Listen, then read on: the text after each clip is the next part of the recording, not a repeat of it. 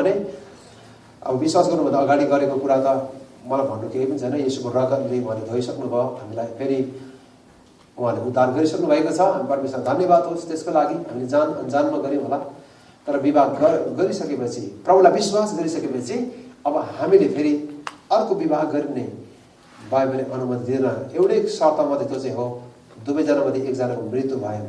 अनि अहिले नयाँ एउटा टिचिङ छ, त्यो चाहिँ आरसी स्प्रोलले इभान्जेलिकल थियोलोजियन हुन्छ। उहाँले के भन्छ भन्दा चाहिँ दुईजना मध्ये एकजनाले व्याभिचार गरेको खण्डमा, व्याभिचार गरेमा अर्को मान्छे स्वतन्त्र हुन्छ, त्यो स्वतन्त्र भएकोले फेरि बिहा गर्न सक्छ भनिकन आरसी स्प्रोलले उनले वकालत गरेको छ। त्यो बाहेक अरू कतै पनि बाइबलले हामीलाई अर्को बिहा गर्ने अनुमति दिँदैन। पत्नी हुँदाहुँदै अर्को बिहा गर्ने त हामीलाई बाइबलले अनुमति दिँदैन, पति हुँदाहुँदै अर्को बिहा गर्ने अनुमति छैन। किनकि परमेश्वरको म्यान्डेट, उहाँको डिजाइनभित्र जब परमेश्वरले विवाहलाई उहाँले संरचना गर्नुभयो, उहाँले तयार गर्नुभयो, परमेश्वरले चाहिँ एकजनाले एकजनासँगै। यसै कारण पनि मृत्युले बाहेक कुनै कुराले अलग नगरोस् भन्ने कारण यही नै हो। कुनै कारण हुनु हुँदैन जसले विवाहलाई तोड्न सक्छ मृत्युले बाहेक। त्यो कुरा चाहिँ हामीले बिर्सनु हुँदैन, मृत्युले बाहेक भन्ने कुरालाई चाहिँ। किन यो चाहिँ करार हो, करार हो। अघि मैले चाहिँ भावनाको बालुवामाथि बनाइएको घर होइन विवाह चाहिँ, तर परमेश्वरको वचनको करारमाथि स्थापित भएको एउटा घर परमेश्वरले परिवार जोड्नुहुन्छ। यसका यो विषयमा क्लियर हुनुपर्छ। तपाईँ अझै क्लियर हुनु भएको छैन भने चाहिँ तपाईँले पहिलो राजा पढ्नुपर्ने हुन्छ। तपाईँलाई थाहा छ पहिलो राजामा परमेश्वरले के भन्नुभयो सोलोमनलाई। अनि यो खण्ड एउटा बडो महत्त्वपूर्ण कुरा परमेश्वरले सोलोमनलाई भन्नुभयो। सायद यो कारणले सोलोमन पछिबाट भावुक भए र उनले आफ्नो जीवनको थियोलोजीहरू परिवर्तन गरे। उनले जुन सोच लिएर उनले बहुबिहा गरे, अन्तिममा गएर सोलोमनको मन परिवर्तन भएको छ यो विषयमा, बहुबिहाको विषयमा। त्यो कुरा म तपाईँलाई बताउन चाहन्छु। 11 अध्यायमा पहिलो राजामा सोलोमनले यसो भने, आउनुहोस् त 11 अध्याय त्यो तपाईँ बाइबल छ भने पल्टाउनुहोस्, छैन भने मसँग तपाईँ सुन्न सक्नुहुन्छ।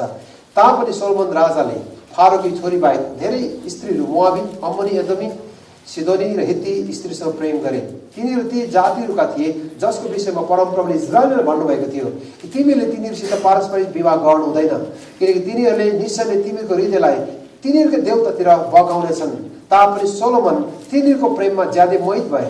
तिनका 700 राजकुमारी पत्नी, 300 उपपत्नीहरू थिए र तिनीहरूले तिनको हृदयलाई बहकाइदिए। सोलोमन वृद्ध हुँदा तिनका पत्नीले तिनको मन अरू देवतातिर फर्काइदिए र तिनी आफ्नो पिता दाउद जस्तै सम्पूर्ण रूपले परमप्रभु आफ्नो परमेश्वरको भक्त भएनन्।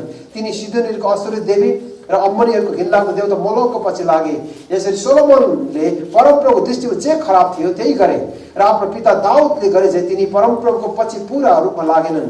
सोलोमनले मोआबको घृणित देवता कमोस र अम्मनीको घिनलाग्दो देवता मोलोकको निम्ति यरुसलेमको पूर्वपट्टिको एउटा डाँडामा पूजा गर्ने अग्लो थानहरू बनाए। यसरी नै तिनले आफ्नो पत्नी, विदेशी पत्नीहरूका निम्ति ती देवताहरूलाई पूजा गरून् भनिकन तिनले देवताहरूको निम्ति होम बलि चढाउने धूप पनि बाल्ने काम गरे। 9 पदमा यसरी लेख्यो, परमप्रभु सोलोमनसँग के गर्नुभयो? रिसाउनु भयो। तपाईँको बाइबलमा रिसाउनु भयो भने छैन भने त्यो बाइबल फेरि हाल्नुपर्छ, अर्को किन हाल्नुपर्छ? किनकि ओरिजिनल बाइबलमा लेखेको छ परमप्रभु रिसाउनु भयो। सोलोमनले जो कुरा गरे परमेश्वर कहिले खुसी हुनु भएन। यो कुराले प्रमाणित गर्छ कि बहुविवाह सोलोमनले गरेर परमेश्वर खुसी हुनु भएन। उनको पत्नीहरूको कारणले गर्दाखेरि उनको हृदय परमेश्वरदेखि टाढो भयो। यसका एउटा ठाउँ यसो भनेको छ, दाउद चाहिँ पुरा हृदय परमेश्वरपछि लागे त सोलोमन चाहिँ हाफ हार्टेड भयो भन्छ नि, आधा हृदय मात्रै परमेश्वरतिर भएर गयो। अनि यहाँ हेर्दाखेरि त उनको पिता जस्तै उनी हुन सकेनन् र उनको हृदय परमेश्वरदेखि टाढो भयो। तपाईँले याद गर्नुहुन्छ 9 पदको तल के भनेको छ? यसो भनेको छ हेर्नुहोस् त, परमेश्वर रिसाउनु भयो किनकि तिनीसँग 2 पल्ट देखा पर्नु हुने। परमप्रभु इस्राएलको परमेश्वरदेखि तिनको हृदय तर्केर गएको थियो। 2 पल्ट परमप्रभु देखा पर्नु भयो सोलोमनसँग। आम्ने सामने परमेश्वरसँग बात गर्ने मान्छे कसरी यो कुरामा चुके त? पारिवारिक कुरामा सोलोमनले परमेश्वरसँग बुद्धि मागे, परमेश्वरले बुद्धि दिनुभयो, तर उनको बुद्धिले धेरै पत्नीहरू मात्रै ल्याए। तपाईँलाई थाहा छ नि विदेशी पत्नीहरू कहाँबाट आए? उनको बुद्धिको कुरा यति साह्रो संसारभरि फैलिएर गयो। उनको बुद्धि सुन्नलाई आए, बुद्धि सुने त्यसपछि फर्केर गएन, त्यही बस्छ। अनि त्यो बुद्धिले कुबुद्धि जन्मायो। अनि सोलोमनको जीवनमा यो कुरा ठुलो भार भयो, ठुलो जोखिम उठाउनु पर्ने भयो। यसका उनको हृदय स्त्रीप्रति मोहित भएर गयो। आफ्नो पत्नी हुँदाहुँदै उनको मन चाहिँ, उनी परमेश्वरलाई नचिन्ने मान्छे होइन, परमेश्वर आम्ने सामने बोल्नु भएको मान्छे, परमेश्वरको घनिष्ठतामा जिएको मान्छे, अन्ततः स्त्रीको प्रेमले उनको जीवनलाई कसरी बर्बादीतिर लग्यो अनि परमेश्वर रिसाउनु भयो भनिकन लेखिएको छ। यो खण्डबाट के प्रमाणित हुन्छ त भन्दाखेरि बाइबलमा कहिले पनि सोलोमनको बहुविवाहलाई परमेश्वरले कहिले पनि समर्थन गर्नु भएन। यसका प्रियहरू, यही नै बाइबलको शिक्षा हो कि बहुविवाह परमेश्वर योजना होइन। बहुविवाह चाहिँ पापको कारणले आएको हो। अहिले रातिको भाषा भन्ने भन्छ पापले ल्याएको परिणाम, पापको पराकाष्ठा। मान्छेको जीवन कति भ्रष्ट छ मान्छे भन्ने, पापले कति धेरै मानिसमा राज्य गरे भन्ने कुराको एउटा चिनारी आज हामी त्यो कुरा परिवारमा देखिरहेका छौँ। यसकारण हामीले यो कुरालाई बुझ्नु आवश्यक छ, बहुविवाह परमेश्वरको इच्छा होइन। यसकारण त्यो विषयमा हामीले कुनै बहस गर्नुपर्ने कुनै कारण छैन। अनि सोलोमनले जीवनको अन्ततिर आएर यो कुरा बुझे। परमेश्वरको आत्माले सोलोमनलाई यो कुरा बुझाउनुहुन्छ। अनि जीवनको मर्नुभन्दा अगाडि सोलोमनले 2टा किताब लेखे। जीवनको उनको पहिलो समयमा, जीवनको उनको जवान अवस्थामा लेखेको किताब चाहिँ श्रेष्ठ गीत हो। र जीवनको अन्तिम उत्तरार्धतिर आएर सोलोमनले लेखेको किताब चाहिँ हितोपदेश र उपदेशक हो। र उपदेशक चाहिँ अन्तिम हो, उनको अन्तिम भाषण हो। उनले कतिले इतिहासले के भन्छ, उनले उनको महलको बाहिरपट्टि ओपन एयरमा दिएको अन्तिम भाषण चाहिँ उपदेशक हो। यसकारण उनले सुरु गर्दा कहाँ सुरु गर्छ भन्दा चाहिँ व्यर्थ व्यर्थ सबै कुरा व्यर्थ, सूर्यको मुनि सबै कुरा व्यर्थ, vanity and vanity, everything is vanity under the sun. सूर्यको मुनि दिएको अन्तिम भाषण। अनि उनले त्यसबाट के लेखे? आफ्नो पत्नीको लागि सबै कुरा उनले बनाए। जलाशय बनाए, टुक्रो महलहरू बनाए, बगैँचाहरू बनाए, उद्यानहरू बनाए, रमाइलोको लागि उनले सम्पूर्ण स्त्री गृहहरू बनाए, मनोरञ्जनका गृहहरू बनाए। तर अन्तिम उनले भने सबै कुरा सूर्यको मुनि व्यर्थ रहेछ, हावालाई खेलेको जस्तो मात्र रहेछ। तपाईँले कहिले हावालाई खेद्नु भएको छ? नखेद्नुहोस् है हावालाई। संसारको पल्लो कुनामा गएमा हावा पाउनुहुन्छ, त्यसले खेदिरहनु पर्दैन। तर कति मान्छेले हावालाई खेद्दैछ। तपाईँले कहिले हावालाई पक्राउनु भएको छ? पक्राउनुहोस् त, कति मुठी पक्राउनु सक्नुहुन्छ? हावा छ कि छैन त? छ। तपाईँले हावालाई पक्रिन भन्ने बित्तिकै छैन नभन्नुहोस्, छ हावा, तर कहिले पक्राउन सकिँदैन। सबै कुरा व्यर्थ रहेछ भन्छ। अन्त्यमा परमेश्वरको भय र परमेश्वरको आज्ञा पालन नै जीवनमा सबैभन्दा महत्त्वपूर्ण कुरा रहेछ। त्यो कन्क्लुजनमा उनी पुगे, परमेश्वर भय नै आज्ञा पालन सबै कुरा रहेछ। तर त्योभन्दा अगाडि पनि हितोपदेश सोलोमनले के भन्ने? 5:15 पदमा सोलोमनले भावुक भएर अन्तिममा जीवनको अन्तिम उत्तरार्धमा आएर उनले यसो भने, आफ्नै पत्नीसँग मात्रै सन्तुष्ट बस, उनकै प्रेममा मोहित भइराख र तिम्रो कुवाको पानी बाहिर बग्नु नदे भन्छ नि उनले। के भनेको? आफ्नो पत्नीसँग मात्रै यौन सम्बन्ध राख भन्दैछ। सोलोमनले चाहिँ धेरै बिहा गरे, तर उनले अन्तिममा चाहिँ के भने त? आफ्नो पत्नीसँग मात्रै सन्तुष्ट बस। किन भन्दा चाहिँ उनको जीवनको अब्जर्भेसनबाट, उनको जीवनको निरीक्षणबाट उनले यो कुरा पत्ता लगाए, धेरै बिहा गरेर आनन्द हुन्छ भन्ने कुरा चाहिँ गलत रहेछ भन्ने कुरा। यसको कतिजनाको माइन्डसेट चाहिँ के हुन्छ भन्दाखेरि चाहिँ यो श्रीमती चाहिँ साह्रो रिसाउँछ, अर्को बिहा गर्नु पर्यो भने अर्को रिसाउँदैन। नरिसाउने कोही छ? सबै रिसाउँछ नि। दिदी पनि कहिले नभने मेरो बुढा चाहिँ ठिक छैन, अर्को सबै ठिक छ त। तपाईँले जोसँग बिहा गर्नुभएको, तपाईँले बुझ्नुपर्ने कुरा चाहिँ तपाईँले एउटा पापी मान्छेसँग बिहा गर्नुभएको। दाजुभाइ जहिले पनि सोच्नु त, एउटा तपाईँले कोसँग बिहा गर्नुभयो? एउटा पापी मान्छेसँग बिहा गर्नुभएको हो। उसले गल्ती गर्छ नि। दिदी बहिनी तपाईँले एउटा पापी मान्छेसँग बिहा गर्नुभयो। दाजु हामीले पनि बिहा गरेको हो, तर पापिनीसँग बिहा गरेन भन्नु चाहिँ पापी नै नभन्छ। पापले भरेको मान्छेसँग हामीले बिहा गरेको, गल्ती हुन्छ हाम्रो जीवनमा। तर अर्को बिहा गर्ने बित्तिकै जीवन सुल्झिन्छ भन्ने कुनै ग्यारेन्टी छैन। कति मान्छेको सोच चाहिँ त्यस्तो। यसो पुरानोलाई कसले मेन्टेनेन्स गरिरहन्छ पो मान्छे हिजो आज त। नयाँ ल्याउँ नयाँ ठिक छ, पुरानोलाई कसले मेन्टेनेन्स गरेर समय शक्ति बर्बाद गर्ने हुन्छ। त्यो चाहिँ संसारबाट आएको कुरा हो। त्यो बिब्लिकली हामीलाई त्यही हुन्छ, हामी पत्नीसँग मात्रै रहिरहनु पर्ने जुनसुकै परिस्थितिमा पनि। ओके, सोलोमनले अन्तिममा उनको कन्क्लुजन सुन्नुभयो नि होइन? सोलोमनले धेरै बिहा गरेर अन्तिममा के भने त? धेरै बिहा गर्नु हुँदैन भन्ने कन्क्लुजन उनी आफै आए। र उनले अन्तमा हितोपदेश लेख्दाखेरि त्यही शिक्षा दिएर उनी मरे र आफ्नो पत्नीसँग मात्रै सन्तुष्ट गर्छ, उनकै प्रेममा मोहित भइरहेछ भन्छ। एकदम भावुक भएर उनको जीवनमा आएर उनले यो कुरा महसुस गर्छ।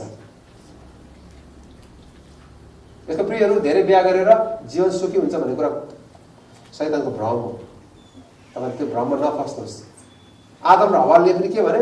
तिमीहरू परमेश्वर यो फल खाएको चाहिँ परमेश्वर जस्तै हुन्छ भने, त्यही लोभले त खाएको नि भयो। शैतानले यति द्रुत प्रकार परमेश्वरको वचनलाई प्रयोग गरेर हामीलाई फसाउँछ। कोही बेला राम्रो देखिने कुराहरू सधैँ हाम्रो लागि राम्रो छैन। कोही बेला त्यो आइडिया राम्रो लाग्छ तर सबै आइडियाले हामीलाई जीवन बनिँदैन। परमेश्वरको वचनसँग जाँच पर्ने कुरा छ। आदम र हव्वाले परमेश्वरको वचनलाई सुनेन, यद्यपि तिनीलाई परमेश्वरले वचन दिनुभएको थियो तर तिनीलाई मिठो लागेको आवाज तिनीले सुने। संसारमा थुप्रै आवाजहरू हाम्रो कानमा आइरहेका छन्। त्यो आवाजलाई हामीले परमेश्वरको वचनबाट छुट्याउन सक्नुपर्छ। त्यो आवाजहरू परमेश्वरबाट हो कि होइन? यसको बहुविवाह परमेश्वर योजना होइन। यसका यो विषयमा हामी कन्फ्युज हुनु हुँदैन। किनकि तपाईँहरू मैले याद गर्नुपर्ने कुरा छ एउटै कारण हो। अहिले म त्यो कुरामा जोड्दैछु। किनकि परमेश्वर, हामीले विश्वास गरेको परमेश्वर कतिजना हुनुहुन्छ भन्नुहोस् त? एउटै हो। पुरानो कुरा हेर्नुहोस् त, परमेश्वर के भन्नुभयो? हे इजरायल, तिमीले बुझ, तिमीको परमेश्वर एउटै हुनुहुन्छ। क्रिस्चियन टिचिङ चाहिँ मनोगामी हो। हामी क्रिस्चियन चाहिँ यो पेन्थेस्टिक भन्छौँ होइन, बहुईश्वरवाद होइन। पेन्थेस्टिक भनेको चाहिँ अब प्यान भनेको धेरै, सबै भनेको, प्यान भनेको थेइजम भनेको पेन्थिजमबाट अब पेन्थेस्टिक थियोलोजीहरू आइरहेको छ। त्यो कुरा हामी होसियार हुनुपर्ने कुरा छ। सबै God is all is God. सबै कुरा परमेश्वर हो, परमेश्वरले सबै कुरा। यसकारण हिन्दूहरू पेन्थेस्टिक थियोलोजी हो नि त, पेन्थेस्टिक विश्वास हो नि त। सबै कुरा परमेश्वर हो, परमेश्वरले सबै कुरा हो। अब काठ पनि परमेश्वर हो भन्छ नि, बुझ्नुभयो भएन? यसकारण ढुङ्गा पनि परमेश्वर हो। किनकि यसको ढुङ्गा पुज्नुपर्ने कारण के हो? हिन्दू विश्वास ढुङ्गा पनि परमेश्वर हो, परमेश्वरको ढुङ्गा हो। हेर्नु कन्फ्युज छ। तर हामी क्रिस्चियन विश्वास चाहिँ के हो? पेन्थेस्टिक कुरा होइन, सबै कुरा परमेश्वर होइन, परमेश्वर सबै कुरा होइन। क्रिस्चियन विश्वास चाहिँ परमेश्वर एउटै हुनुहुन्छ। अब यो एक भन्ने कुरालाई हामीले नयाँ करारमा बुझ्नुपर्छ। पावलले के भन्छ दोस्रो कोरिन्थीमा आएर 11:2 पदमा, मैले तिमीहरूलाई ख्रिस्ट येशूसँग उहाँको एउटै दुलै हुनको निम्ति मगनी गरिदिएको छु भन्छ। तपाईँले बुझ्नुभयो नि, एउटै दुलै भने। अब यो कुरा बुझ्नुपर्छ। अहिले म 24 अध्यायमा आएर मण्डलीसँग बुझाउनु पर्ने कुरा छ। किनकि यो फाउन्डेसन हामीले बुझेन भने चाहिँ बहुविवाहहरू चाहिँ एकदम बढेर जान्छ। चर्चभित्र पनि यो कुरा आइराखेको हामीले देखिरहेका छौँ। शैतानले मण्डलीभित्र आक्रमण गर्दैछ, विभिन्न प्रकारका शिक्षा लिएर आउँदैछ। यसको येशू ख्रिस्टले, पावलले तुरुन्तै लाने कुरा चाहिँ जेनेसिस हो। किन सृष्टिको सुरुमा नै परमेश्वरले जुन गरिमा र जुन सम्मान र जुन सपना बोकेर, जुन संरचना बोकेर, परिवारको निम्ति जुन भिजन बोकेर परमेश्वर परिवार बनाउनु भयो, त्यो प्रकार त्यो भिजन चाहिँ, त्यो चित्र चाहिँ हामीले गुमाएको कारणले। किनकि हामी चाहिँ एउटा हिन्दू ब्याकग्राउन्डबाट एउटा धर्मबाट आएको कारणले गर्दाखेरि संसारको टिचिङ्सहरू लिएर आएको कारणले कतिजना हामी बिहा नबुझिकन विवाह गरिरहेका छौँ। किन बाइबल नपढेको कारणले हामी सायद त्यो बेला बाइबल पढ्ने हामीलाई अवसर पनि थिएन होला। तर आज हाम्रो हातमा बाइबल छ। बाइबल हामीले राम्ररी बुझेर जानुपर्ने कुरा छ। त्यस पछाडि अब हामीले मैले यति नै राखेँ, परमेश्वर योजना चाहिँ विवाहको लागि एकजनासँग मात्रै बिहा गर्ने है, मनोगामी क्रिस्चियन विवाह। अहिले त्यसको कारण पनि म तपाईँलाई नयाँ करारमा लगेर जोड्नेछु। त्यस पछाडि तपाईँले याद गर्नुहुन्छ परमेश्वरले के भन्नुभयो? मानिसको निम्ति परमेश्वरले एकजना स्त्री बनाउँछु भन्ने भन्नुभयो। अनि परमेश्वरले स्त्री कसरी बनाउनु भयो? मानिसबाट उहाँले स्त्रीलाई सृजना हुन्छ। अनि 21-22 पदमा मानिसलाई गहिरो निन्द्रामा पार्नुभयो र मानिसका कर्महरूमध्ये एउटाबाट स्त्रीलाई तयार गर्नुहुन्छ। पहिलो डिभाइन अपरेसन संसारमा मेडिकल्ली अपरेसन आउनु अगाडि परमेश्वर स्वयंले अपरेसन सुरु गर्नुहुन्छ। त्यो चाहिँ अदनको बगैँचामा परमेश्वरले पहिलो मानिसको अपरेसन गर्नुहुन्छ र त्यो चाहिँ डिभाइन अपरेसन, अलौकिक उहाँको हस्तक्षेपद्वारा मानिसलाई उहाँले अपरेसनद्वारा त्यसको कर्महरूमध्ये एउटा निकालेर त्यसबाट उहाँले हावालाई डिजाइन गर्नुहुन्छ। अनि बाइबलले सोध्छ 22 पदमा जुन कर्म परम्परा परमेश्वरले मानिसबाट निकाल्नु भएको थियो त्यसबाट एउटी स्त्री बनाउनु भयो, मानिस कहाँ ल्याउनु भयो। ओके, स्त्री बनाउनु भयो र ल्याउनु भयो। यो शब्दलाई चाहिँ हामीले गहिरोसँग बुझ्नु पर्छ। परमेश्वरले ल्याउनु भयो, अङ्ग्रेजीमा अर्थ त्यही छ, परमेश्वरले ल्याउनु भयो। परमेश्वरले बनाउनुहुन्छ अनि ल्याउनुहुन्छ। अब यसको एप्लिकेसन चाहिँ अब हाम्रो यङ जेनेरेसनको लागि चाहिँ यही नै हो। परमेश्वर तपाईँको जीवनको लागि जुटाउनुहुन्छ, तपाईँले त्यसको लागि चिन्ता गर्नुपर्ने कुनै कारण छैन। तपाईँको जीवनको लागि परमेश्वर जुटाउनुहुन्छ, तर त्यो समयलाई तपाईँले पर्खनुहोस्, प्रार्थना गर्नुहोस्, परमेश्वर तपाईँको लागि ल्याउनुहुन्छ। परमेश्वरको प्रबन्धलाई हामी विश्वास गर्छौँ। हतारेर फेसबुकमा नखोज्नुहोस्, परमेश्वर सबैलाई पर्खनुहोस्। अहिले म एकजना परिवारको डिल गर्दैछु, उनी हाम्रो मण्डली त होइन तर धेरै ठुलो समस्या आइरहेछ। फेसबुकमै बिहा गरे उनीले, फेसबुकबाटै बिहा भयो। तर पछि थाहा भयो केटाको बानीहरू चाहिँ एकदम नराम्रो बानी रहेछ। त्यो कारणले अहिले उनीहरू छुट्नु खोज्दैछ। म उनीसँग बस्नै सक्दैन, फेसबुकमा मलाई धोका भयो, के गर्नु। त्यसले गर्दा चाहिँ परमेश्वरको योजना प्रार्थनासहित बिहा गर्नुहोस्। अब मैले फेसबुकमा भेटेको बिहा पनि हुँदैन भन्ने कुरा त होइन। तर बसेर परमेश्वरको इच्छाको भिजन प्रभुलाई प्रेम गर्छ गर्दैन त्यो विषयमा चाहिँ निर्कल हुनुपर्छ। त्यसले हिजो आज फेसबुकबाटै विश्वास नगरेको घरनाहरूसँग पनि सम्बन्ध राखेर कुराहरू पढिरहेको हामी देखिरहेको छौँ। कति धेरै मण्डलीमा पास्टरलाई पनि गाह्रो छ जवान भाइ बहिनीले एउटा पवित्र विवाहलाई त्यो बाटोमा जानु नचाहेको कारणले गर्दा चाहिँ।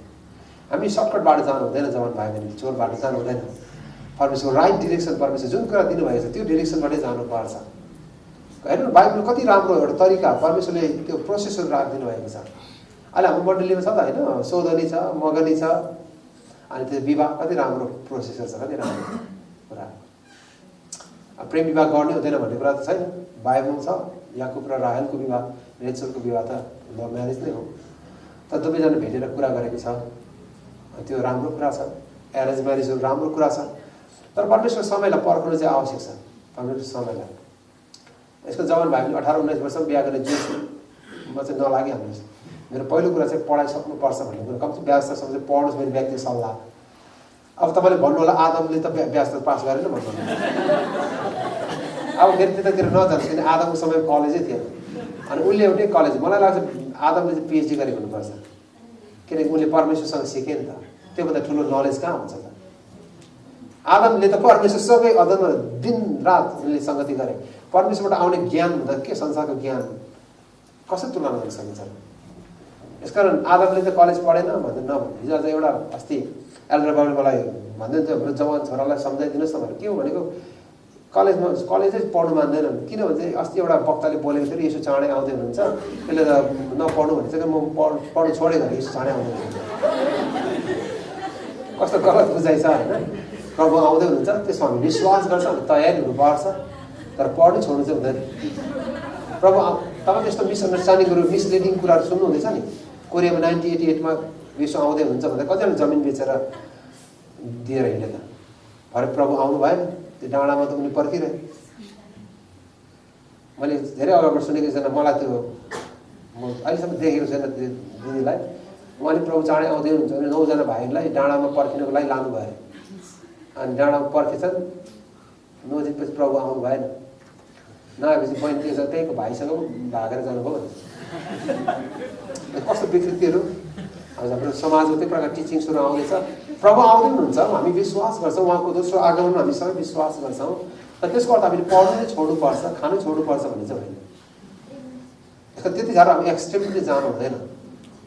बाइबलको राइट टिचिङलाई नभेटेको कारणले कतिजनाले गलत मार्गतिर पनि गएको हामी देखिरहेको छ। यसको विवाह गर्ने विषयमा हामी राइट टिचिङ बिब्लिकल प्याटर्न हामी फलो गर्नु जुन प्रोसेसहरू परमेश्वरले हामीलाई राखिदिनु भएको छ। यसको इमोसनमा बिहा गर्नुपर्ने कुनै कारण छैन। जवान भाइहरू परमेश्वर तपाईँको जीवनको लागि ल्याउनुहुन्छ, बहिनीहरू परमेश्वरले ल्याउनुहुन्छ। उहाँको राइट टाइमलाई तपाईँले पर्खनुहोस्, प्रार्थना गर्नुहोस् है। परमेश्वर तपाईँले मलाई राइट डिरेक्सनतिर लानुहोस् भनेर प्रार्थना गर्नुहोस्। परमेश्वरको अगुवाईको लागि प्रार्थना गर्नुपर्छ। मैले भनेको होइन, बाइबल लेखेको छ उत्पत्ति 24 अध्यायको 12 पदमा अब्राहमको दासले प्रार्थना गर्छ, प्रभु मेरो मालिकको छोरासँग कसरी मैले मान्छेहरू चाहिँ गरिबहरू होइन धनीहरू। किन मान्छे धनी मान्छे आत्महत्या गर्छ भने जीवनको सन्तुष्टि नपाएको कारणले। तपाईँले अमेरिका र नेपालकै कम्पेरिजन गरेर हेर्नुहोस् न। अमेरिकामा प्रति वर्ष 47,000ले आत्महत्या गर्छ, नेपालमा 4,000 हुन्छ। पैसाको हिसाबले गर्ने त नेपालभन्दा अमेरिका कति 100 गुणा बढी धनी होला। तर धनाढ्यताले मात्रै जीवनको अर्थलाई, जीवनको क्वालिटीलाई अगाडि लाँदैन। अनि तपाईँले हेर्नुहुन्छ जापानमा सबभन्दा जापान सेकेन्ड हाइएस्ट हो सुसाइडमा। त्यसो चाहिँ साउथ कोरिया आउँछ। संसारको हेर्नु रिचेस्ट कन्ट्रीहरू। किन भन्दाखेरि चाहिँ कहीँ न कहीँ मानिसको जीवनमा एउटा रित्तो स्थान छ जो सृजिएका कुनै कुराले भौतिक कुराले भर्न सक्दैन। यसै कारण हामीलाई उहाँको आवश्यक भएको कारण त्यही नै हो कि उहाँको उपस्थितिले मात्र हाम्रो जीवनमा सन्तुष्टि ल्याउँछ।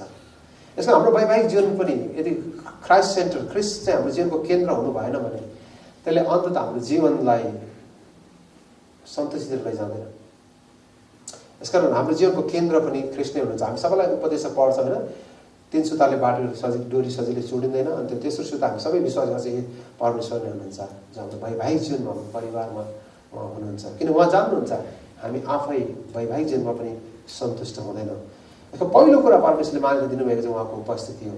अनि सबैको थोरै म 1 मिनट भने 15 पद परमेश्वरले अदनमा मानिस राख्नुभयो, गोठगाठ हेरचाहको लागि। अनि एनआईभी बाइबलमा चाहिँ टु वर्क भनेको छ, एनआईभी भर्सनमा चाहिँ काम गर्नको लागि।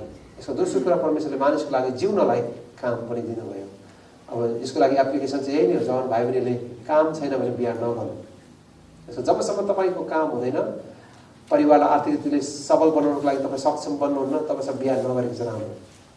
किनकि विवाह चाहिँ भावनाको बालुवामा बनाइएको घर होइन, तर विवाह चाहिँ करारको जगमती बनाइएको घर हो।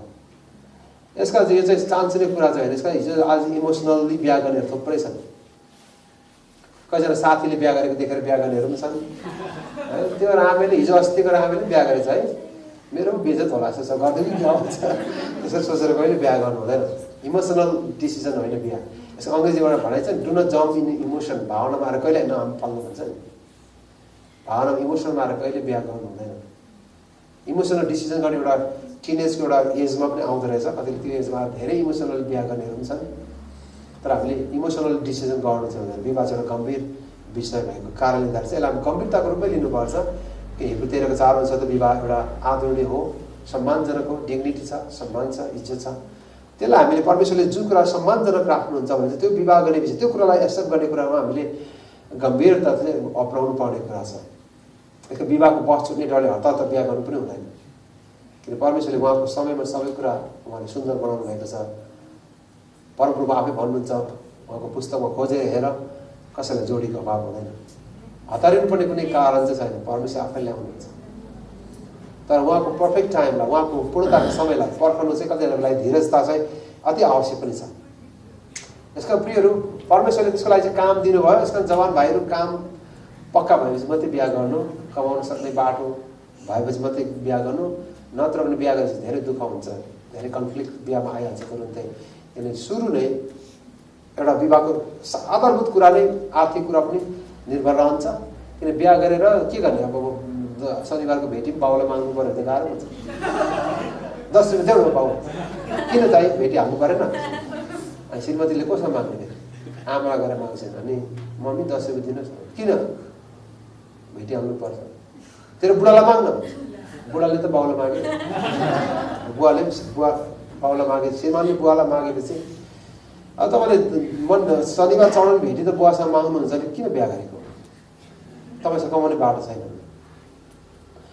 एकजना बुवा मोरङमा एउटा सेमिनार सकेपछि एकजना बुवा बेलुका गवाई बाँड्दै रुनुभयो। उहाँसँगै हामी एउटै चर्चमा सुतेका थियौँ। अनि बुवाको स्टोरी रातिसम्म सुने।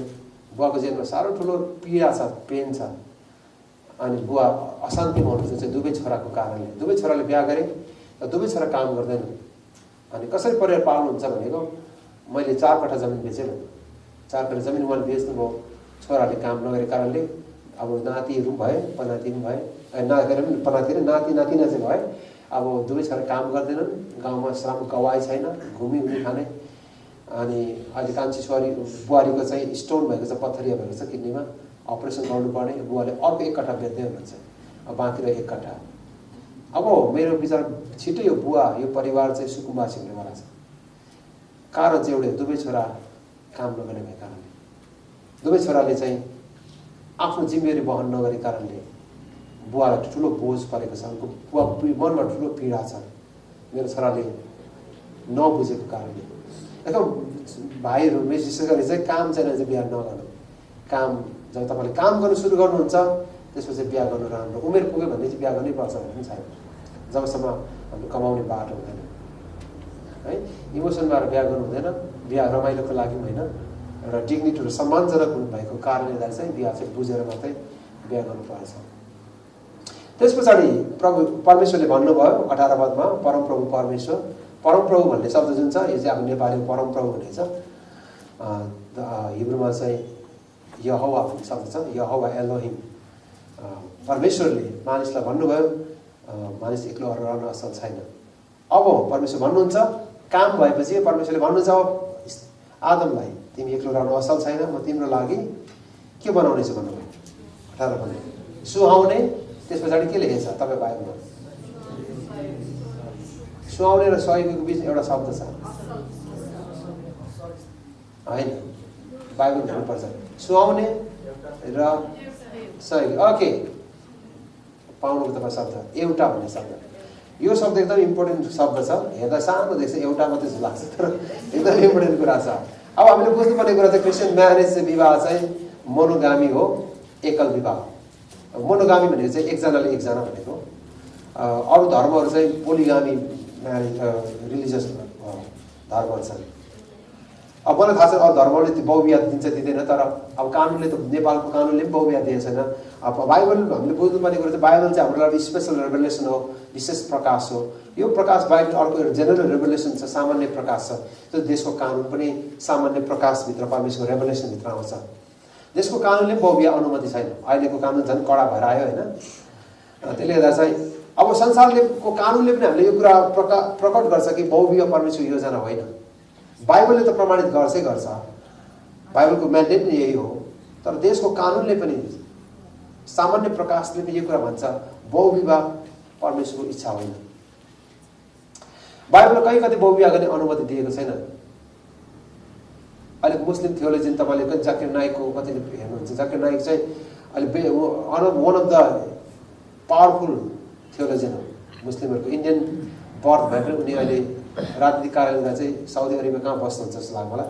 अनि उनलाई दिन उनको सभामा सोधेको थियो मुस्लिमहरूले किन 4 जनासँग बिहा गर्न पाउँछ भनेर। अनि उनले के भने भन्दा चाहिँ संसारको जनसङ्ख्या चाहिँ पुरुषको भन्दा स्त्रीको ज्यादा छ, यस कारण दिदीबहिनीको सुरक्षा बिहा गरेर भने सुरक्षित हुँदैनन्। त्यो कारणले गर्दा चाहिँ 4 जनासँग बिहा गऱ्यो भने चाहिँ दिदीबहिनीको सङ्ख्या पनि सुरक्षित हुन्छ भने मेरो सल्लाह चाहिँ त्यसरी सुरक्षा नदिउँ भन्ने। अनि उसले के भने भन्दा चाहिँ सबै धर्ममा बहुविवाह छ भन्छ। अनि उसले चाहिँ के भने चाहिँ हिन्दू धर्ममा पनि बहुविवाह छ। कृष्णजीले 16,008को पनि बिहा गर्नुभयो भनेर उहाँले एक्जाम्पल दिनुभयो, उहाँको आफ्नै एक्सप्लेनेसन व्याख्या हो। अनि उसले अन्तिममा के भन्यो भन्दा चाहिँ बाइबलमा पनि छ त भन्छ। अनि कहाँ छ भने देखाउनु चला भने मैले हेर्दै सुन्दै गर्दा चाहिँ उहाँले चाहिँ सोलोमनले धेरै बिहा गरे भने, अनि सोलोमनले 1000 बिहा गरे भने उनले उदाहरण दिए। तर उनको जुन इन्टरप्रिटेसन छ बाइबल त्यो चाहिँ गलत हो। त्यो चाहिँ के भन्दा चाहिँ बाइबलमा कहीँ पनि परमेश्वरले सोलोमनलाई अनुमति दिनु भएन। सोलोमनले धेरै बिहा गरे, त्यो चाहिँ डिस्क्रिप्सन हो, व्याख्या हो। कोही बेला हामीलाई यस्तो लाग्छ बाइबलमा चाहिँ राम्रो राम्रो कुरा मात्रै राखेको राम्रो हुन्थ्यो जस्तो लाग्छ, तपाईँलाई मलाई त्यस्तो मन आउँछ। सोलोमनले 1000 बिहा गरे भने नलेखेको भए पनि हुन्थ्यो जस्तो लाग्छ, तर यो लेखेकोमा चाहिँ मलाई राम्रो लाग्यो। किनभने चाहिँ यो चाहिँ हाम्रो लागि शिक्षा हो, हाम्रो लागि शिक्षा। अङ्ग्रेजीबाट भनाइ चाहिँ description is not a prescription. बाइबलमा जुन कुरा वर्णन गरिएको छ पुरानो करारमा त्यो चाहिँ हामीले त्यसै गर्नुको लागि अनुमति पत्र होइन, प्रिस्क्रिप्सन भन्छ। डक्टरले प्रिस्क्रिप्सन लेख्छ, तपाईँले रोगको सिम्पटमहरू बताउनुहुन्छ, लक्षणहरू बताउनुहुन्छ, डक्टरले लेख्दै लेख्दै जान्छ। अनि अन्तिममा तपाईँले भन्नुहुन्छ हाई फिभर छ, उच्च ज्वरो छ, घुँडा कटकट खान्छ, भमिटिङ आउनु खोज्छ भनिसकेपछि खानु मन हुँदैन भने डक्टरले सबै कुरा सिम्पटमहरू लक्षण लेख्दै लेख्दै जान्छ। अन्तिममा डक्टरले भन्छ तपाईँको ब्लड टेस्ट युरिन टेस्ट गर्नु भन्छ। ब्लड टेस्ट युरिन टेस्ट गरेपछि अन्तिममा तपाईँ ब्लड कल्चर टेस्ट गर्नुहुन्छ, कल्चरले बताउँछ तपाईँको पक्कै पनि तपाईँलाई टाइफाइड हो भनेर। डक्टरले प्रेस्क्रिप्सन लेख्छ, अनि त्यो औषधि यसरी खानु भनेर डक्टरले वर्णन गर्छ। त्यो चाहिँ प्रेस्क्रिप्सन हो। त्यो कागज त्यो प्रेस्क्रिप्सन लिएर तपाईँले जहीँ गए पनि औषधि किन्न पाउनुहुन्छ। त्यो चाहिँ डक्टरको अनुमति पत्र हो, किनकि डक्टरको नाम मात्रै भनेर सो एन्ड सो अनि MBBS MD सबैको डिग्रीहरू व्याख्या गरिएको हुन्छ। त्यसको अर्थ यही हो, डक्टरले लेखेको यो औषधि चाहिँ तिमीले खान सक्छौ भनेर अनुमति पत्र हो। बाइबलमा चाहिँ description is not a prescription.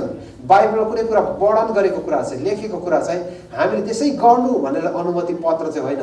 सोलोमनले 1000 बिहा गरे हामीले त्यसरी नै गर्नुपर्छ भनेर लेखेको होइन, अनुमति पत्र होइन। जाकिर नाइकले नबुझेको कुरा चाहिँ इन्टरप्रिटेसन हो, बाइबलको अनुवादको कुरा हो। सोलोमनले 1000